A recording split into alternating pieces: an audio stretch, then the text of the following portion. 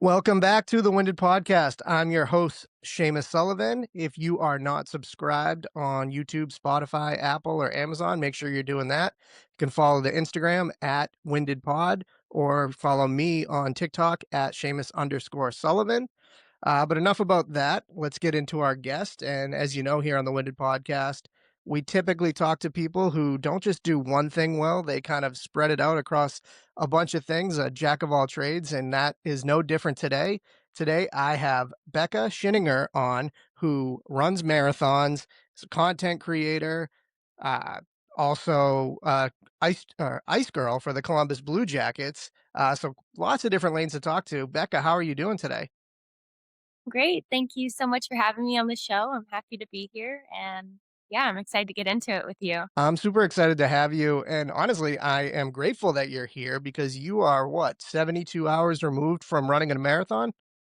Yes, I was just in Eugene, Oregon for the Eugene Marathon. It was absolutely amazing. But yeah, I just got back in Ohio 1 a.m. last night. Or this morning, I should say. So, no, this is perfect. Thanks for pushing back the time to 11 a.m. Yeah, no problem. I hope you got some rest. I mean, if I had even run 5 miles on Sunday, I don't think I'd be here. So I give you all the credit in the world for that. You talk about Eugene and the marathon, and you don't just run marathons because that's boring. Why would you just run a marathon? You are a pacer. And why don't you kind of talk about what goes into being a pacer and what that does for the other runners in a marathon? Yeah, absolutely. For those who don't know, pacers are kind of like experienced distance runners who can run even splits every mile. And we are typically put at a pace and a finish time that is more comfortable and easy for us.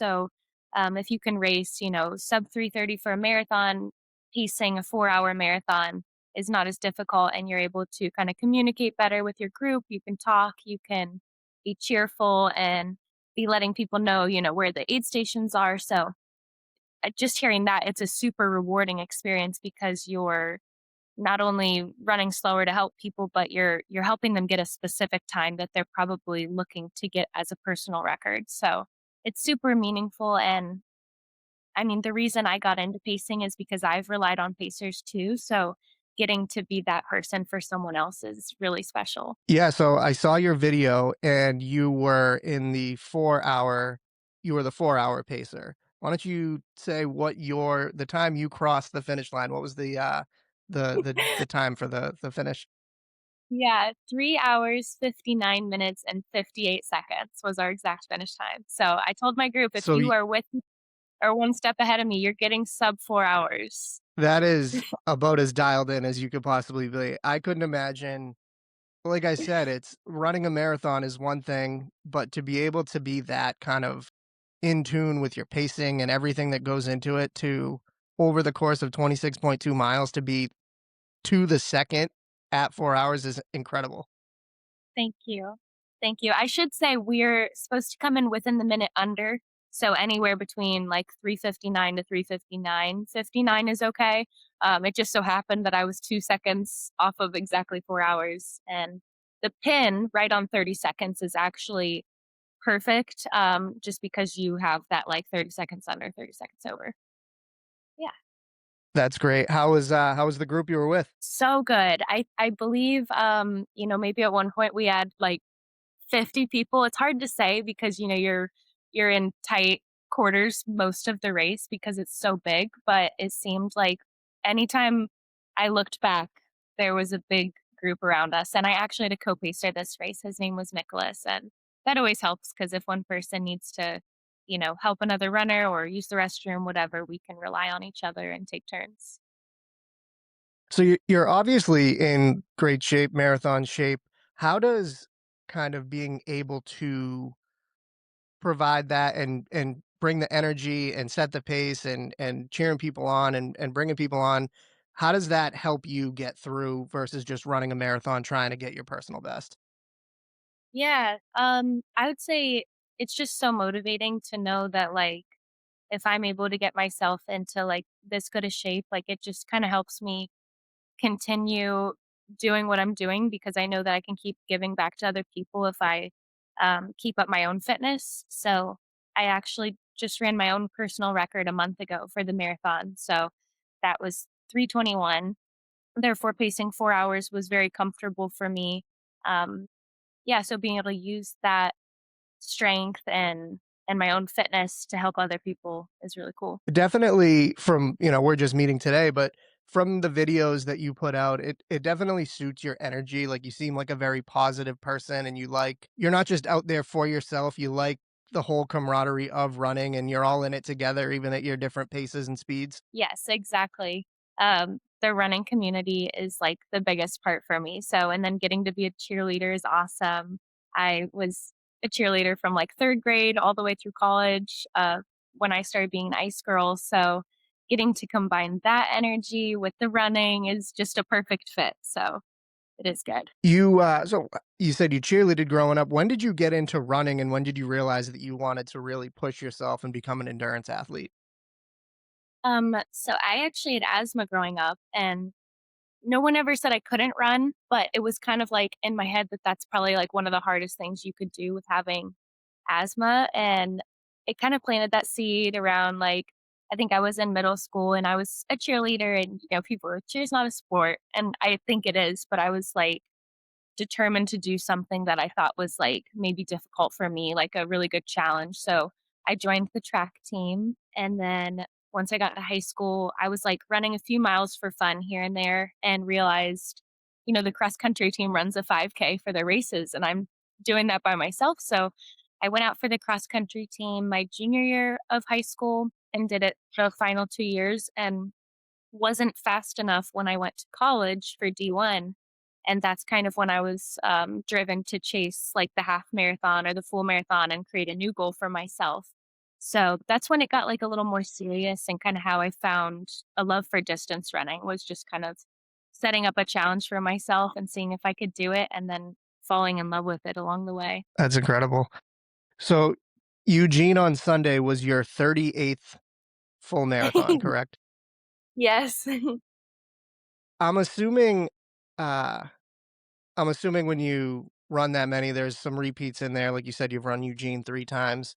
When you go back and you run a marathon again for the second time or even the third, what are you looking for out of that? Are you just trying to kind of like relive that experience again, or do you try to chase a PR? What's your kind of when you go into it, are you kind of doing it to try and beat what you did before, or is it really just try and enjoy that moment and the energy that you got from the first one?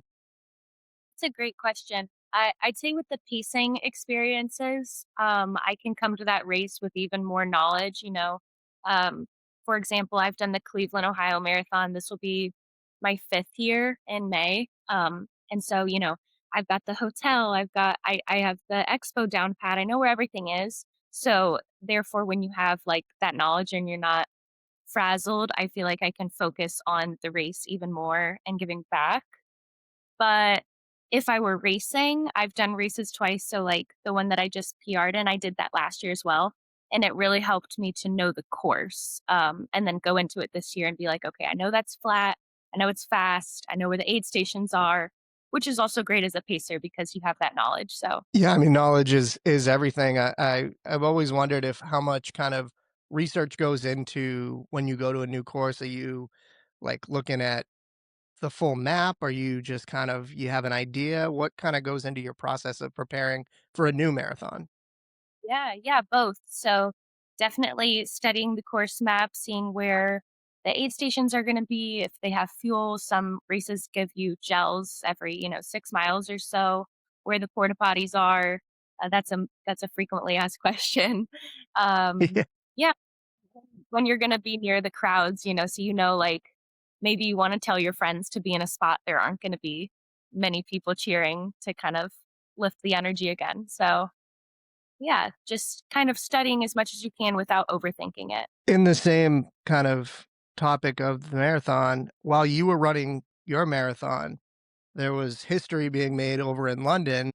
How do you feel Yes. about the sub 2 hour marathon? Absolutely insane. And I think the second guy also broke sub 2 hours. So, like, the world record was broken twice and within a few seconds. It's just so Uh, incredible. I just can't even imagine that. It's there's something about those elite runners that when you watch them, they just it looks so effortless that you would think the video of him crossing the finish line looked like that was the starting line. He just looked exactly so composed, so just didn't look like it was affecting him at all. It's incredible. Yeah, no, it's insane. They're built different, and I think something that I heard is, like, the Kenyans, they train in groups like that all the time, and they run in a pack, and I think that's so special because running seems like such an individual sport, but really, like, having those people to carry you can break world records, so that's probably why there were 2 crossing the line within 10 to 20 seconds of each other. They used each other the whole way, so it's cool. Yeah, that I looked into, and I'm probably gonna pronounce his name wrong, but Sebastian Saw or Sawway, however you say his last name. Um, and I saw that the first marathon he ran, he did in 2 hours and 2 minutes, the first, like, official marathon that he ever that was an official one, and I was like, "That's just incredible that he was just like, 'Oh, I'm gonna do this now,' and not that he Yeah, hadn't trained or anything, but it's just exactly. crazy to think that like, I look at what you do for running and how far away I am from that, and then for this guy to be at 2 hours is just crazy. Yeah, he finished it in half of the time I just did. Wild. And you're an elite level runner, like, you pride yourself on that. It's crazy that there are people that could just push it that much further. Yeah, it is So really I cool. wanna talk about your content. You're obviously very big on Instagram and TikTok, with your running content, travel content, fitness in general. How did you get into putting content out in the first place, and what did you start with? Was it running from the start? Um, yeah, so on TikTok, it was running from the start, but I've always loved creating content. So, like Instagram, I loved making posts and stories and stuff like that. And I feel like Instagram's always been kind of my whole life, my lifestyle with being an artist, being a runner, family, friends, all of that. But I was posting, on my story, I would post like a video of me running with like words or writing on it. And I had some friends be like, "You're basically making TikToks every day."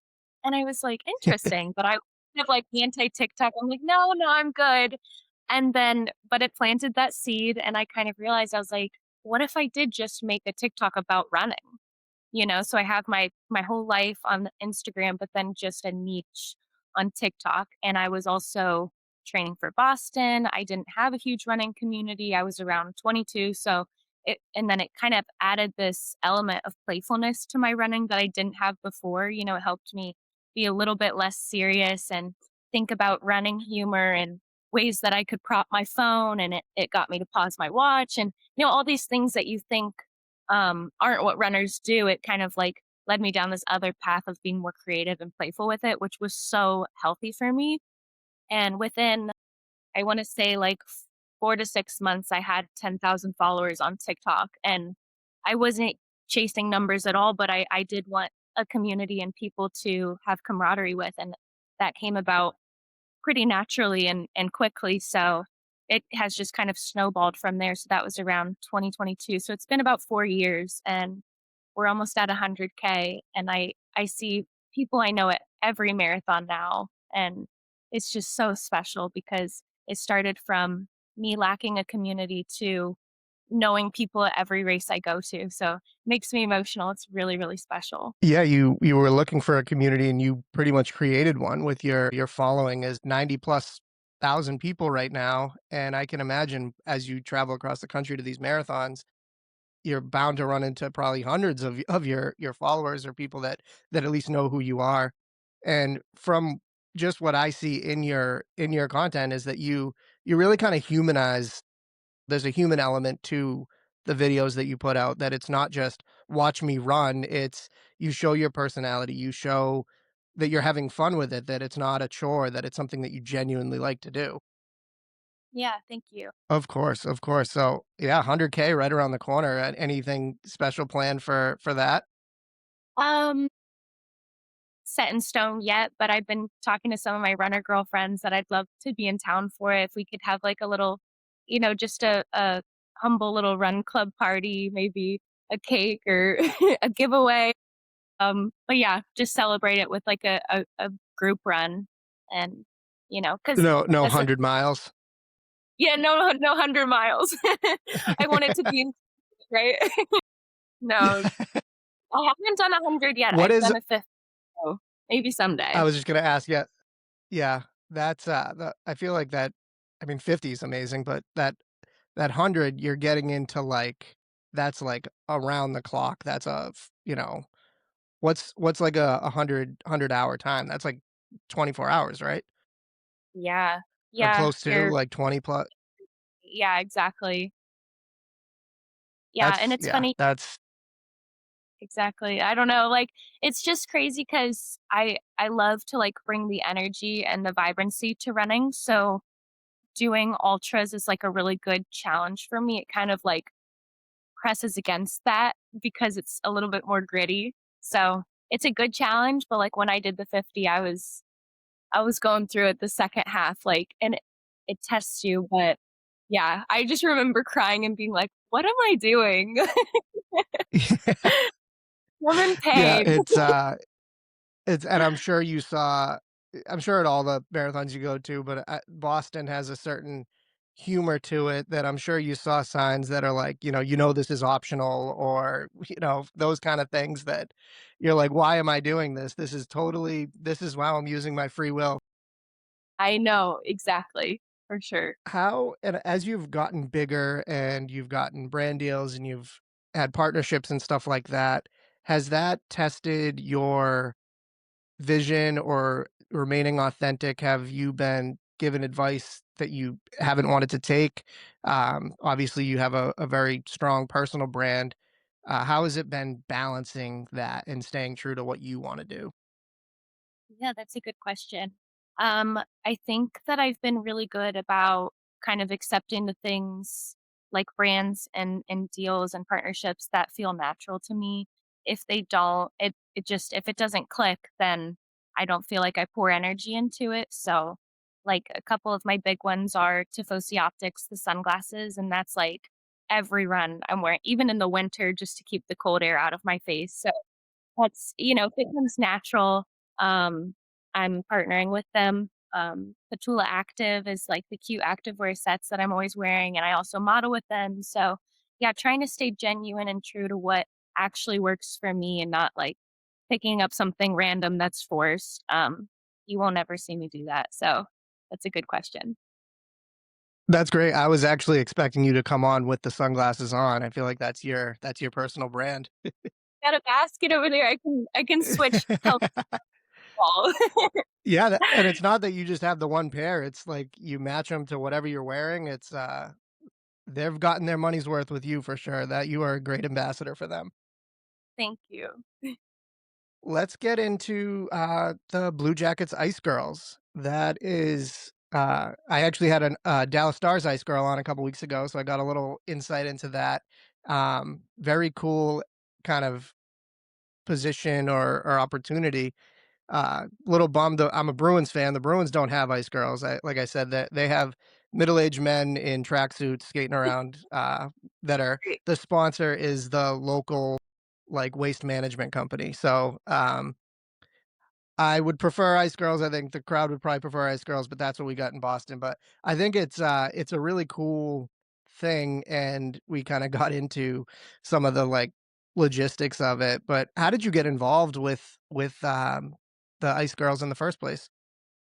Yeah, so I have 2 brothers and I have a sister as well, but, the boys in my family, they played hockey growing up, so my dad was always taking us to, the public skate at Skate World, and we were, ice skating at Hobart Arena just down the street from my hometown, so always going to the public skates growing up, and I think I was in rollerblades when I was, like, 2 years old, so something that's been like riding a bike to me and just a blast, and yeah, I think once I got to college, like I mentioned earlier, it was a D1 school, and I wasn't able to be a cheerleader or a runner, it was really competitive. They had an ice crew for the hockey team, and that they had a spot open and I tried out and I made it, and then it was like, "Oh, this is perfect. I can skate, I can cheer, I can do a little bit of both." So That's kinda where it started. How many years have you been doing that now? I did it 3 in college, and then this was my 4th season with the Blue Jackets. Gotcha. Yeah, I wanna actually go since we're talking about the Blue Jackets and, Mhm. um, the when the Johnny Gaudreau tragedy happened, what was that like kind of working being, in the arena for that kind of obviously very heavy moment and, his family is obviously very involved. What has it been like having, like, the Gaudreaus around for with the Blue Jackets?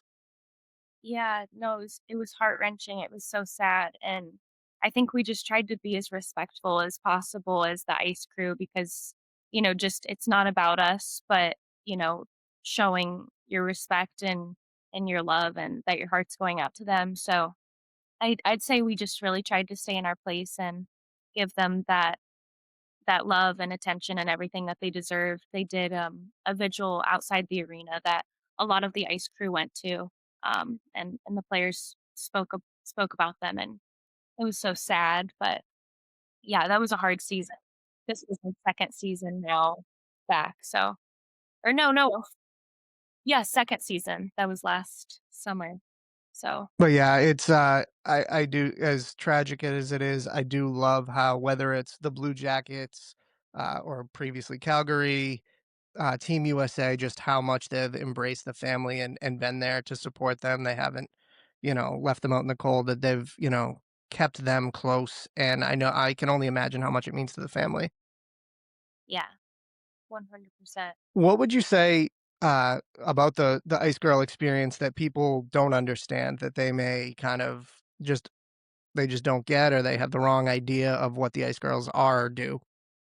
Yeah, well, I mean, specifically with the Blue Jackets, we also have guys. We're kind of a mix between an all girls and kind of like what you guys are doing in Boston. So, obviously I identify as an ice girl and I want to make it as girly as possible. But when we shovel down the ice with the really wide shovels, the boys take a smaller shovel and they're scooping up the entire pile, putting in the buckets. They're skating around, getting any like lumps or bumps that we miss. And we're kind of all working together, so I think that's maybe something that people don't realize, since I'm only gathering my own content, it's sometimes hard to highlight them.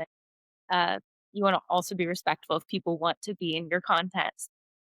The girls are always all about it.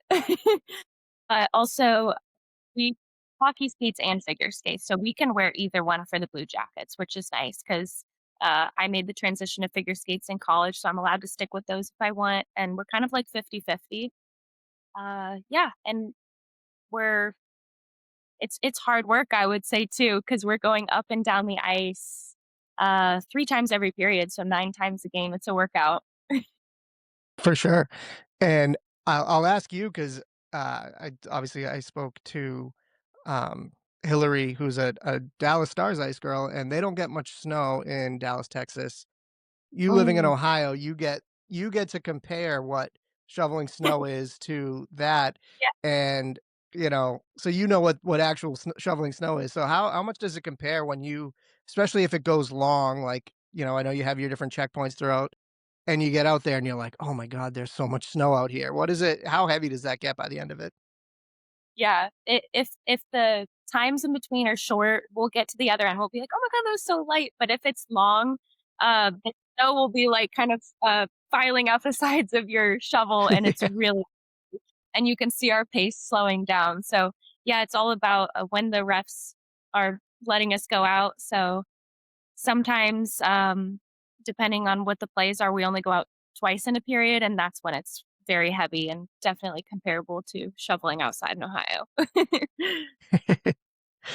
What is something that if, people only saw your content and they didn't get to talk to you like I am right now, what's something that you think people would get wrong about you that, you know, you're pretty transparent about who you are, I feel like in your stuff, but I'm sure you get comments and stuff that people just like get the wrong idea of you. What's kind of something that you'd like to set straight about you, Becca Shinninger, as a person? Thank you. Um, I recently made, like, a little playful TikTok saying, "Don't mistake my whimsy for ditzy," and I would say that's kind of true to me just because I've always been very playful. I've tried not to lose that childhood magic, and but I'm also well educated, I feel like, so just being confident in that and not letting someone make me feel like, I don't want anyone to think that I'm not well educated just because I can be playful. So that's probably my main thing. There were a couple comments on my most recent reel with the Blue Jackets where people maybe thought that like we know the players, and to clear that up, we're not actually even allowed to talk to them. So it's work for them, it's work for us, and it's very professional. And yeah, there's never anything there. So Awesome. Yeah, I did see those and I it blows my mind. I think, and I just can't imagine writing stuff out like that to people, and even I from a know. burner account, but these are people that it's just their main page and it's their name and picture and everything attached to it, and they're just sending out just hateful or just not even hateful, just disrespectful stuff to people that they don't know and that they don't know anything about. It's just crazy that it's something that you as a person on the internet has to deal with. Is just I feel bad for that, but, I feel like you don't let it affect you too much. I did appreciate you seeing going back and being like, "No, that's not how it is actually," like, so I'm glad you're not just letting them put that narrative out there without being checked. Right. Yep. Sometimes if it's really low, it's just getting deleted. But something like that, I was like, no, I'm just gonna clear the air.